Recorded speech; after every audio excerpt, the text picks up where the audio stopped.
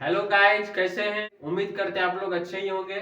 और सभी दोस्तों को मेरे तरफ से हैप्पी न्यू ईयर। और आज जो है नया साल है और आज 2026 का पहला दिन है, 1 जनवरी है। और 1 जनवरी को हम पहला फर्स्ट ब्लॉग वीडियो हम बना रहे हैं।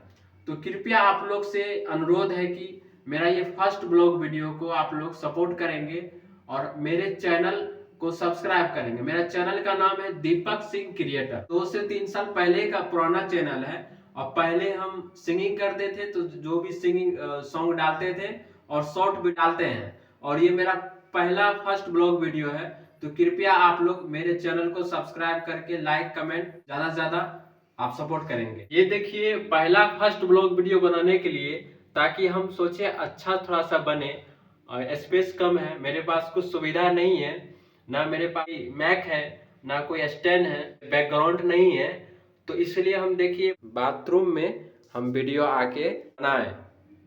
देखिए अब ये बाथरूम चालू नहीं हुआ है, अब बन गया है।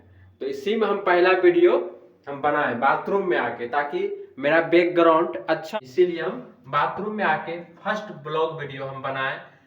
इसलिए कह रहे हैं दोस्तों, सभी लोग मुझे सपोर्ट करेंगे ताकि हम और भी ब्लॉग वीडियो बना सके। और अभी हम यूट्यूब के मामला में अभी हम सीख रहे हैं। तो हैप्पी न्यू ईयर सभी लोग को फिर से।